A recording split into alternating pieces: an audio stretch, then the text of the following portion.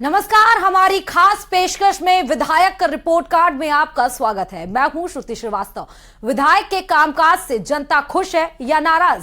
कहां तक पहुंची पिंडवाड़ा आबू सीट की विकास यात्रा? विधायक समाराम गारसरिया के कामकाज की कैसी है ग्राउंड रिपोर्ट? कितने वादे हुए पूरे, कितने रहे अधूरे और कहां तक पहुंची विकास की रफ्तार? करेंगे हर मुद्दे की पूरी पड़ताल। पहले ये रिपोर्ट देखिए।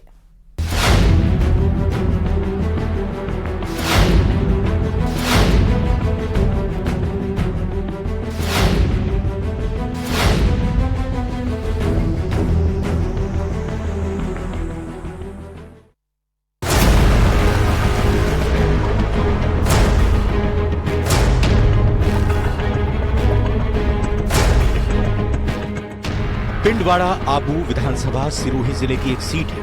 यह सिरोही लोकसभा सीट का हिस्सा है जो मारवाड़ इलाके में पड़ता है। औद्योगिक नगरी पिंडवाड़ा में पत्थर तराशने का काम होता है। पिंडवाड़ा की पत्थर गड़ाई के कारीगर पूरी दुनिया में मशहूर हैं। यही वजह है कि अयोध्या में बनने वाले भगवान श्री राम के विशाल भव्य मंदिर में लगने वाली शिलाएं और पत्थर पिंडवाड़ा में बनकर तैयार हो रहे हैं।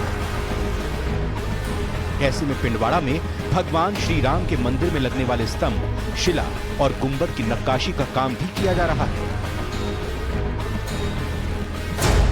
पिंडवाड़ा आबू सीट अनुसूचित जनजाति के लिए आरक्षित है। यहां से मौजूदा विधायक बीजेपी से समाराम गरासिया हैं। इस सीट पर बीजेपी का दबदबा रहा है। गरासिया समाज का वोट बैंक ज्यादा होने के कारण चुनाव में इसका असर देखने को मिलता है। यहां पर विपक्ष की भूमिका में कांग्रेस एक्टिव नजर आती है। यहां से 2018 और 2013 में बीजेपी से समाराम गरासिया जीते थे, जबकि 2008 में बीजेपी से गंगाबेन गरासिया जीती थी। 2003 में कांग्रेस से समाराम गरासिया ने जीत दर्ज की थी। 1998 में बीजेपी से लालाराम गरासिया, 1993 में कांग्रेस से प्रभुराम गरासिया और 1990 में बीजेपी से प्रभुराम गरासिया चुनाव जीतकर विधानसभा पहुंचे।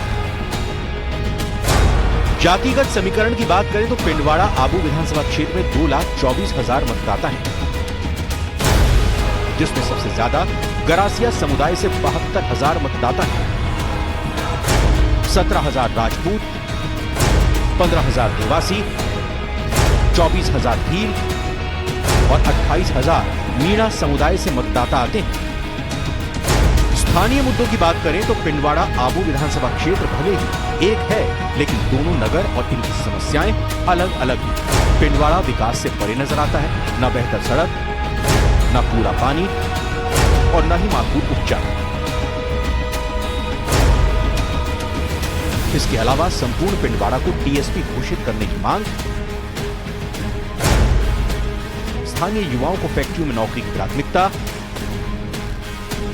बिल्डिंग बायलॉज पास होने के बाद भी स्थानीय लोगों को परमिशन नहीं मिलना और 5 समस्या शामिल है। बीजेपी विधायक समाराम गरासिया ने अपने विकास कार्यों से कस्बे की तस्वीर बदलने का दावा किया है। साथ ही उन्होंने प्रदेश की कांग्रेस सरकार पर उनके विधानसभा क्षेत्र से सौतेला व्यवहार करने के आरोप लगाए हैं। हमने इस 4.5 साल के अंदर अपोजिट पार्टी के अंदर ये हमारी सरकार नहीं है, उसके उपरांत भी हमने हमारे प्रयासों से हर प्रयासों में सफल रहे हैं। जैसे सड़कों के पुलियों के बारे में तो हमें पिंडवाड़ा रपट के भी बारे में बताया तो 1 करोड़ रुपया स्वीकृत लाए, प्रोजेक्ट लाए हैं उसके उपरांत भी।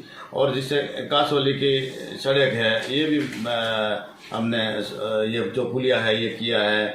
और पिंडवाड़ा जो रपट तो मैंने पहले बता दिया, इसमें नितोड़ा का 1 करोड़ 60 लाख है। ठंडी बेरी में भी 60 लाख का ये करवाया है। और खीला फली में ये जो हमने मिसिंग लिंक में कभी होता नहीं था, फिर भी वन विभाग में कुल लग करके 2 करोड़ और 80 लाख रुपए स्वीकृत है, अभी साल होगा। और वाटेरा गोमती में भी हमने 2 करोड़ 20 का किया है। और जिस प्रकार से कहीं भी कुछ पुलिया बाकी हैं, हमारा प्रयास है कि कम से कम कोयला का पुल भी हमने किया है।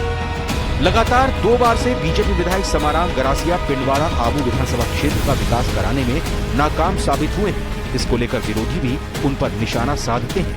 कांग्रेस नेता अचल सिंह ने क्षेत्र के विकास में उन्हें फिसड्डी करार दिया है।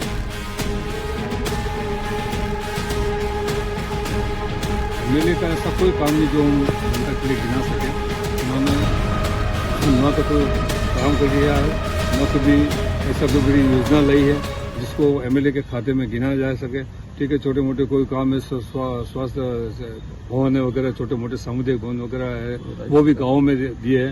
अपने पिंडवाड़ा नगर में तो ऐसी कोई उपलब्धि उनकी मुझे कोई नजर नहीं आती। प्रदेश में साल के आखिर में विधानसभा चुनाव होने वाले हैं। ऐसे में विकास के दावों और जनता की समस्याओं की पड़ताल का वक्त आने ही वाला है। देखना दिलचस्प होगा जनता जनार्दन किसके दावों पर अपनी सहमति की मोहर लगाती है और किसे पिंडवाड़ा के विकास की बागडोर सौंपती है। न्यूज़ 18 राजस्थान के लिए सिरोही से प्रतीक कुमार की रिपोर्ट।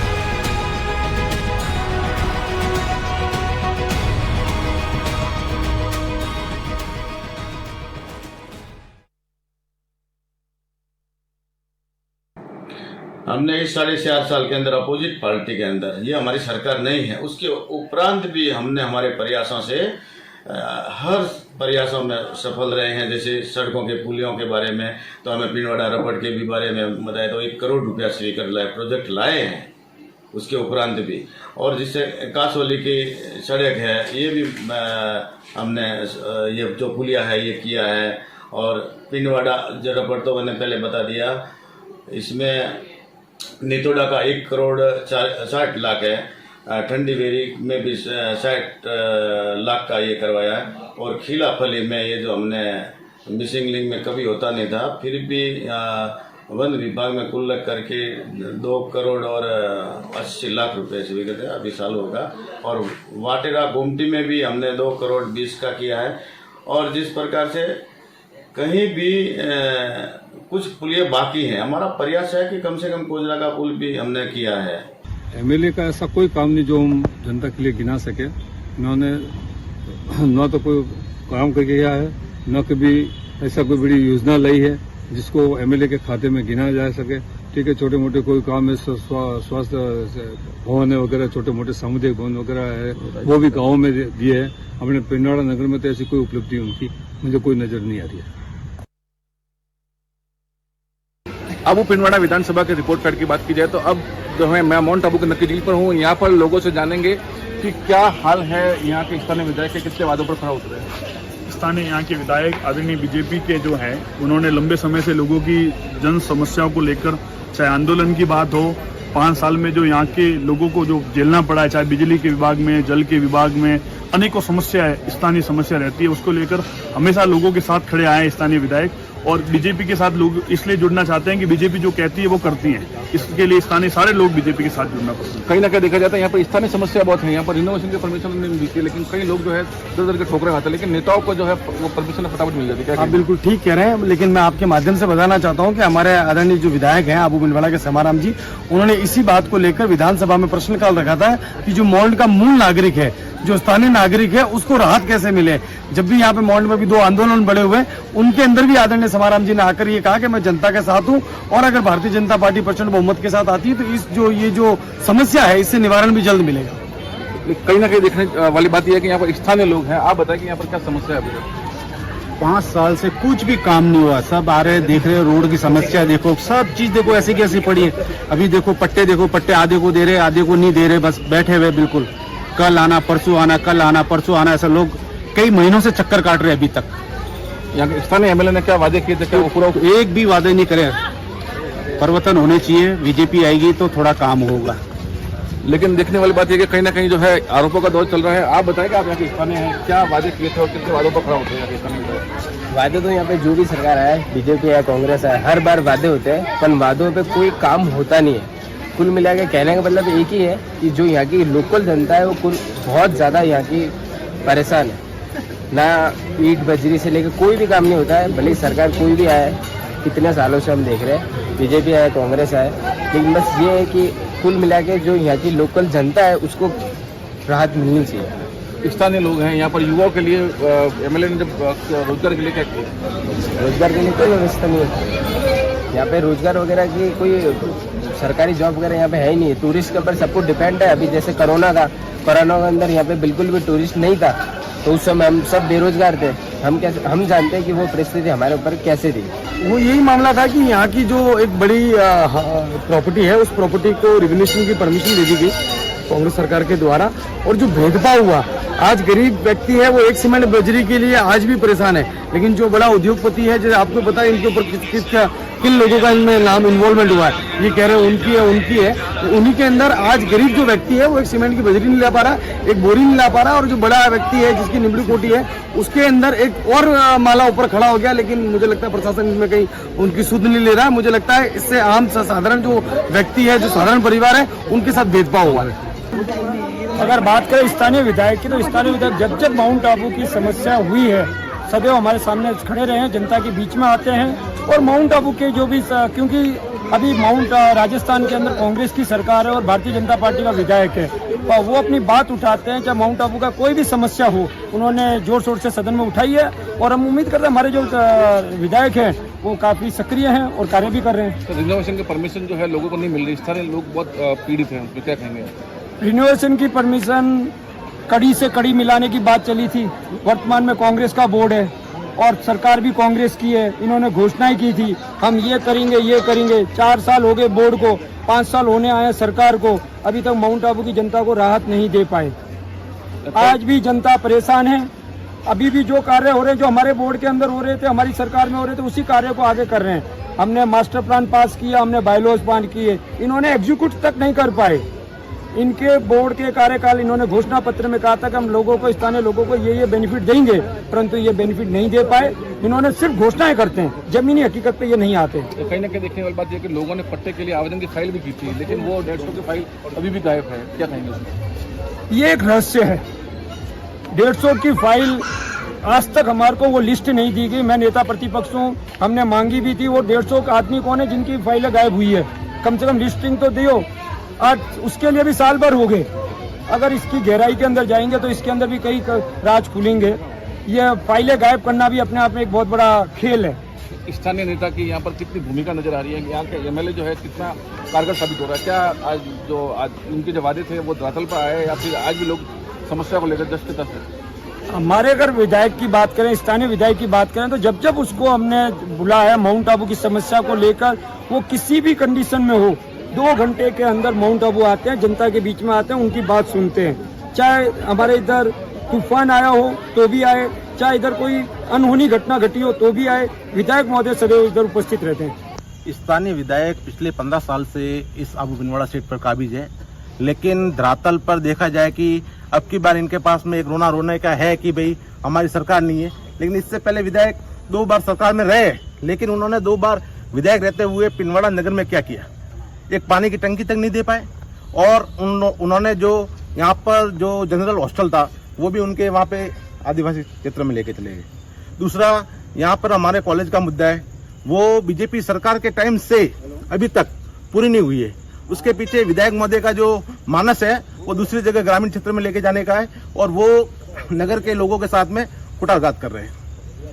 कहीं ना कहीं यहाँ देखने वाली बात यह है कि कई आरोप भी लग रहे हैं। वो आरोप कितना साथ है वो तो यानी कि डिबेट के बाद ही मालूम चलेगा। आप बताएं कि स्थानीय क्या वादे थे, क्या आवश्यकता है जो यहाँ पर पूरी नहीं हुई अभी तक? हमारे विधायक महोदय ने, समाराम जी ने अपने समय में ये वायदा किया था कि सेब डैम का पानी पिंडवाड़ा में लाएंगे, लेकिन वो भी वादा अभी तक पूरा नहीं हुआ। तो लंबे समय से लोगों की मांग चल रही है, और उन्होंने अपने घोषणा पत्र में बात की थी, लेकिन वो भी बात पूरी नहीं हुई है। लेकिन बताया जा रहा है कि विधायक साहब जो है पिछले 15 साल से यहाँ पर काबिज हैं, तो वो कितने 15 साल में यहाँ पर स्थानीय मुद्दों पर जो है काबिज रह चुके हैं? मुझे कोई लगता नहीं कोई स्थानीय मुद्दों पर काबिज रह चुके हैं। यहाँ मूलभूत सुविधा जैसे हमारे डीएमटी फंड का पैसा है, डिस्ट्रिक्ट मिनरल फंड ट्रस्ट का पैसा है, करीब 1 अरब का रुपया दूसरी जगह चला गया। उसके लिए न तो उन्होंने कभी विरोध किया, न कभी डिबेट की, न कभी प्रेस कॉन्फ्रेंस की। हमने कई बार कहा, मैंने कहा अपना पैसा है, हमारे धूल अपने लोग खाते हैं, पानी अपने लोगों को खराब होता है। यहाँ 2 बड़ी फैक्ट्री लगी और करीब 12 महीने के 40 करोड़ रुपया अपना जमा होता है डीएमटी फंड में, और सारा का सारा पैसा दूसरी जगह जाता है। तो कम से कम ये जनप्रतिनिधि होने के नाते उनको ये बात उठानी चाहिए थी, क्योंकि उस कमेटी के ये सदस्य है, ये भी सदस्य माननीय अपने सांसद महोदय भी सदस्य है, लेकिन आज जब तक उस बारे में सुन नहीं बोले, और हमारे आदिवासी जो यहाँ अंचल के लोग हैं इनके जीवन के साथ कुटाराघात किया है। यानी कहीं ना कहीं देखने वाली बात है कि आरोप लग रहा है कि वो अपने वादों पर खरा नहीं उतरे, लेकिन इसमें साफ तौर पे बात निकल के ये सामने आ रही है कि आप बताएं, आप यहाँ पर प्रतिनिधि हैं, एमएलए साहब ने यहाँ पर कितने वादे किए थे, कितने पूरे किए? वादे पूरे हुए हैं। गवर्नमेंट कॉलेज स्वीकृत हुआ था 2013-18 वाली सरकार में। अभी तक इस सरकार में निर्माण कार्य चालू नहीं हुआ। पिंडवाड़ा व्रत सर्कल स्वीकृत हुआ 2013-18 में, अभी तक सर्कल निर्माण कार्य स्वीकृत चालू नहीं करवाया। भूमि का चयन नहीं कर पाए आपकी सरकार। वही अगर देखने वाली बात यह है कि कितने और जो वादे थे जो शिक्षा के क्षेत्रों में किए जा रहे हैं, लेकिन यहाँ का जनापुर का जो मुद्दा था वो भी 2013-18 की सरकार में सीनियर स्कूल है, प्रत्येक ग्राम मुख्यालय पे क्रमोन्नत की है सीनियर बंदी, वो 2013-18 में हुई थी। अभी एक भी स्वीकृत हुई तो बताए। कहीं ना कहीं देखने वाली बात यह है कि आप बताएं कि जैसे यहाँ पर जो है बीजेपी का नगर पालिका में जो बोर्ड था वो 2 बार टूटा है, उस पर आप क्या कहेंगे? सर 2 बार टूटने का मेन रीजन है मैं सबसे बड़ा भ्रष्टाचार। भाजपा के बोर्ड में भ्रष्टाचार सर्वसीमा लांघ चुका था। हम लोग कई बार शिकायत कर चुके थे, फिर भी न तक कभी विधायक महोदय आके, एक भी विधायक महोदय बैठक में नहीं आए, जबकि उनका अधिकार है नगरपालिका बैठक में आने का। भाई भ्रष्टाचार के मुद्दे पर ये कभी बात करना ही नहीं चाहते। तो कहीं ना कहीं देखने वाली बात यह है कि स्थानीय मुद्दे जो थे, सड़क, पानी, नाली, उस पर कितना खरा होता है? बिल्कुल ही नहीं। हमारी जो रोड बन रही है वो हमारी राज्य सरकार द्वारा बन रही है। इनके अध्यक्ष विधायक महोदय ने उनका एक भी काम हो यहाँ तो पिंडवाड़ा में बताया, न तो पानी का हुआ इनके टंकी का, न ये जो जनापुर सर्कल जो एक्सीडेंट जोन है वहां भी ये काम नहीं करवा पा रहे, जबकि वो सांसद है वो केंद्र का काम है, वहां भी ये काम नहीं करवा पा रहे। हाँ, यानी कहीं ना कहीं देखने वाली बात यह है कि आरोप प्रत्यारोप का दौर तो ऐसे भी लग रहा है, लेकिन आप बताएं कि एजुकेशन को लेकर जो है अभी जो है क्या कितने वादे पूरे किए गए? एजुकेशन को लेकर अभी जो मतलब केंद्र सरकार से वो तो सारे वादे पूरे ही है।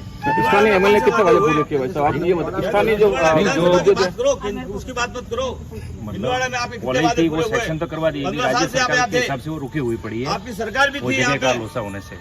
बाकी तो वो तो कॉलेज तो वहाँ इधर में चालू भी हो गई। 10 साल तो आपकी सरकार। यहाँ पर स्थानीय मुद्दे निकल के आता है कि यहाँ के युवाओं को जो रोजगार नहीं मिला है उनके लिए आप क्या कहेंगे? रोजगार तो अभी सही बोले तो अब क्या है कि जैसे इस राजस्थान सरकार में पेपर लीक वाली बात है, तो पेपर लीक हो गई, जैसे मतलब कांस्टेबल के पेपर लीक उन फैक्ट्रियों में रोजगार क्यों नहीं दे पा रहे? इसके बारे में मैं बोलना चाहूंगा कि स्थानीय लोगों को रोजगार नहीं मिल रहा था, वो सही बात है, मिलना चाहिए।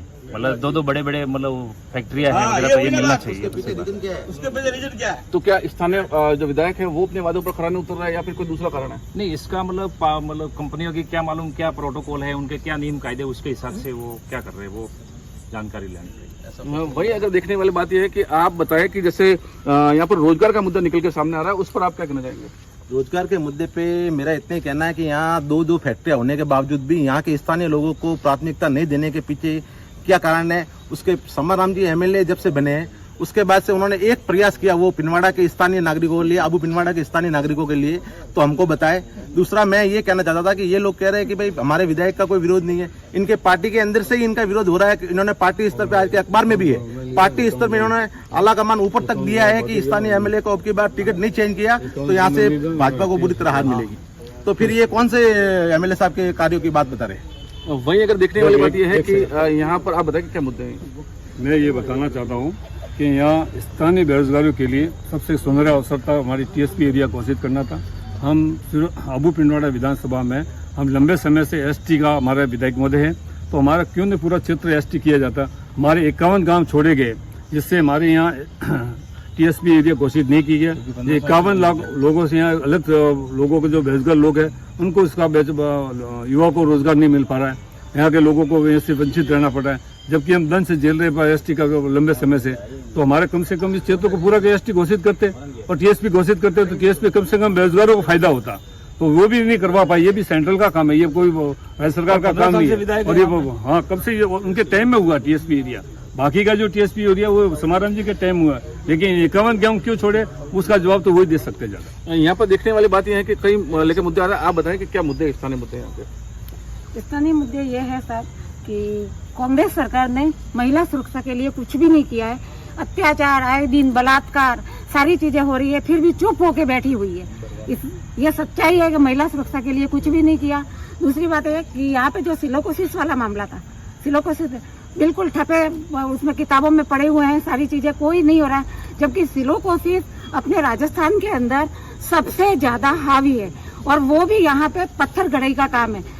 वो बेचारी औरतें 23 साल 24 साल में विधवाएं हो जाती है, उसका लालन पालन कैसे करे, बच्चों का कैसे, उनके पास किराया भाड़ा भी। ये सरकार, कांग्रेस सरकार कोई काम की नहीं है, उखाड़ फेंकनी है इसको। यहाँ पर कहीं ना कहीं देखने वाली बात यह है कि टीएसपी का मुद्दा जो है यहाँ पर निकल के आ रहा है। आपने टीएसपी को लेकर यानी कि कमान भी शामिल है, लेकिन वो टीएसपी का मुद्दा आज सॉल्व हुआ नहीं हुआ, क्या कारण इसके पीछे? टीएसपी का मुद्दा काफी लंबे समय से चल रहा है। हमारे पूर्ववर्ती सरकार भाजपा सरकार में कुछ ग्राम पंचायतें हो गई थी और कुछ ग्राम पंचायतें वंचित रही। फिर परिवर्तन सरकार का हो गया, कांग्रेस की सरकार आई। कांग्रेस की सरकार ने भी चित्र के बारे में अभी तक कोई विचार या ऐसा कोई बड़ा कोई विषय नहीं रखा है कि इस क्षेत्र जो वंचित रहा, वंचित क्षेत्रों को वापस टीएसपी मिले। हमने मुख्यमंत्री जी अशोक गहलोत जी को एक बार गौतम ऋषि पधारे तो हमने इनको ज्ञापन भी दिया था। बाकी इनके द्वारा अभी तक उस ज्ञापन में ओनली कोई अभी तक उसका कोई जवाब नहीं आया है। हम चाहते हैं कि अभी भी सरकार हमारे क्षेत्र जो वंचित क्षेत्र रहा है टीएसपी का, उसको आप राज्य सरकार के यहाँ से प्रस्ताव भेजे सेंटर में भारतीय जनता पार्टी की सरकार है और उन्होंने कहा कि यहाँ से राज्य सरकार से अगर प्रस्ताव आता है तो सेंटर में हम देवजी पटेल ने कहा हम करवा लेंगे। यानी कि देखने वाली बात यह है कि देवजी पटेल भी यहाँ से कई बार से यानी कि एमपी रह चुके हैं, लेकिन वो भी जो है अभी तक टीएसपी पूरी तरह से घोषित नहीं कर चुके। लेकिन आप बताएं कि जो स्थानीय विधायक है उन्होंने स्थानीय विधायक के टाइम में ये टीएसपी हुआ तो उन्होंने क्यों नहीं और विधानसभा में क्यों नहीं उठा रही है मुद्दा? जब ये हमें कह रहे हैं और ये ऑलरेडी टीएसपी के अध्यक्ष भी है, तो हमें जब ये कह रहे हैं कि टीएसपी का मुद्दा विधानसभा में क्यों नहीं उठा रहे बार बार? और पिंडवाड़ा के आपने कितने मुद्दे विधानसभा में उठाए? हमें एक भी आप आपके विधायक के 5 काम हमें बता दीजिए, विकास के 5 काम बता दीजिए आपके। तो यानी कि साफ बात है, यहाँ पर ये बताया कि पिंडवाड़ा आबू विधानसभा क्षेत्र की बात की जाए तो विकास किसका हुआ है? तहसील का विकास हुआ या एमएलए साहब का? किसी का विकास नहीं हुआ, सिर्फ विधायक महोदय का विकास हो रहा है। सत्ता में थे वो तब भी उन्होंने काम नहीं करना, रोजगार में इन्होंने कई युवा को रोजगार दिलाया। जब चलो अब मानते अब सत्ता में नहीं है, 5 साल तो पहले सत्ता में थे, कितना भाइयों को रोजगार दिलाया उन्होंने और कितनी पानी के लिए क्या सुविधा की? नगर के लिए एक भी सुविधा हो तो इनको पूछ लीजिए आप। एक मैं छोटा सा उदाहरण दूं, ये पास में एक आदिवासी हॉस्टल है, इनके भाई यहाँ पर पढ़ते हैं, उस हॉस्टल का उद्धार नहीं हो पा रहा, इतना पानी पड़ता है यहाँ पर। कम से कम हॉस्टल के लिए पैसे दे देते हैं, ये भी एरिया है तो ये तो कम से कम इनका तो भला कर देते हैं भाई। विधायक फंड से तो देते हैं, हाँ उनके लिए तो खलो कम से कम विधायक फंड में जो पैसा आता है वो तो लगाते हैं। आपने कहाँ लगाया वो तो हमें बताओ। जो है कितना खरा होता है ये जनता की जुबानी थी। लेकिन देखने वाली बात ये है कि एमएलए का रिपोर्ट कार्ड में जो आरोप प्रत्यारोप का दौर जो है शुरू है और आगे भी इस दौर को लेकर जो मिलेंगे न्यू मीटिंग के साथ में प्रतीक सोलंकी, सिरोही, राजस्थान।